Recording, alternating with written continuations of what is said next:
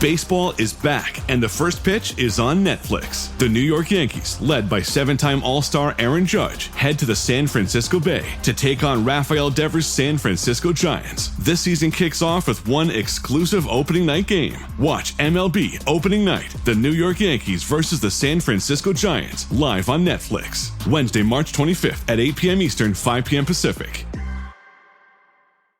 Listen, all you New Yorkers. Excuse me, taxi. Okay, we're looking around. This is the 77 WABC minicast. Sunday morning. Well, with us today is Congressman Lawler, and a lot of things on everybody's mind this week. And you had some interesting meetings this week, Congressman, and tell us how you really feel, because everybody is all excited between Iran, excited about domestic stuff, excited about energy policy in our state. Where do you want to start this morning?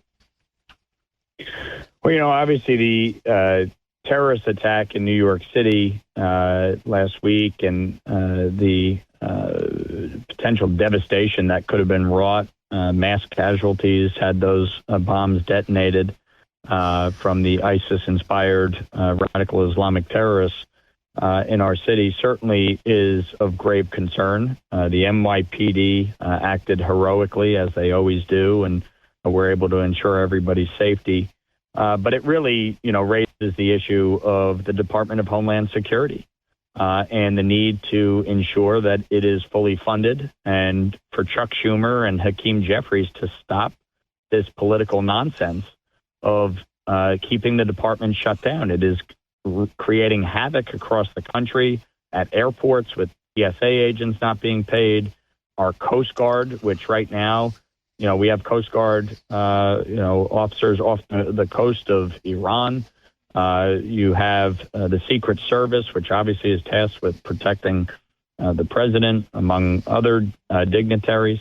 And you look at FEMA and, the disasters that they have to deal with on a given day. So the time for this nonsense has come to stop. And I think it's imperative that we get the department fully funded this week. I agree with you 100%.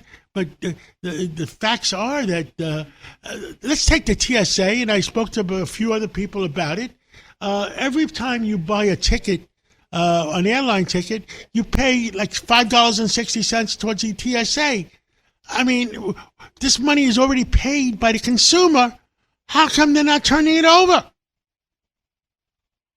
Well, there's such a challenge here. Obviously, the airlines, contribute towards some of the costs associated with running these airports and managing it. But overall, on the whole here, I mean, this department, Homeland Security, which was created in the aftermath of 9/11 and really was focused on coordinating the effort across the country to ensure the safety of the homeland, and that includes TSA, obviously, with airport screenings to make sure that we don't have terrorists getting on these flights. This is vital. And there shouldn't even be a question of funding this. There shouldn't even be a question of making sure that these hardworking TSA agents are being paid. And this is the second time in a matter of months that Chuck Schumer has plunged us into a shutdown that is impacting, the ability of Americans to travel. That's impacting the ability of these TSA agents to put food on their table and provide for their families. So it needs to stop. We need to make sure that the funding is fully there and that the department is fully operational, especially given the situation in the Middle East and the heightened risk of terrorist attacks here at home. Well, where do you think that money is from the TSA? Is it in a general fund, or is it laying someplace? I'd have to look into that more specifically as to where the funding goes from that transfer from the consumer already, because if the consumer already paid and they have to wait online for 3 hours somebody, if in New York State, if I collect a sales tax from the consumer and I don't turn it over, I can go to jail. Well, of course, but here you have a situation where the department isn't even funded, so it's not able to pay out these agents. It's not. But the money is coming in. As payroll. But the money is coming in. Sure, there's money being collected. But ultimately, that's an accounting issue when the money is transferred, et cetera. But the fact is, they cannot even process payroll because the department is not funded. It's not shut down. It's shut down. So the TSA agents are not being paid directly, and that is a fundamental problem here. And that's what the average listener that we have is really upset because they don't know how to handle that. What else you want to talk about this morning? Well, just a little over a week ago, I had Secretary of Energy Chris Wright visit my district in the Hudson Valley, and we visited Indian Point. And one of the things that we discussed was, rebuilding and reopening the power plant there. It never should have been shut down. It was safe. It was clean. It was reliable. We've seen since the announcement of Indian Point shutdown, utility rates in New York have skyrocketed 58% since 2019. This was very foolish by former Governor Cuomo to shut this down. You see in Michigan, Democratic Governor Gretchen Whitmer has announced the reopening of the Palisades nuclear power plant. And in fact, it's going to reopen by Holtec, the same company that is handling the decommissioning of Indian Point. They're going to be reopening it the end of May of this year.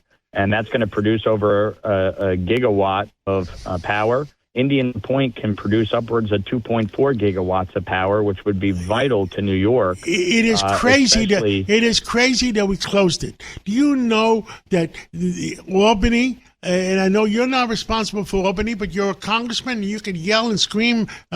They want all our new buildings to be all electric. And meanwhile, we don't have any electricity.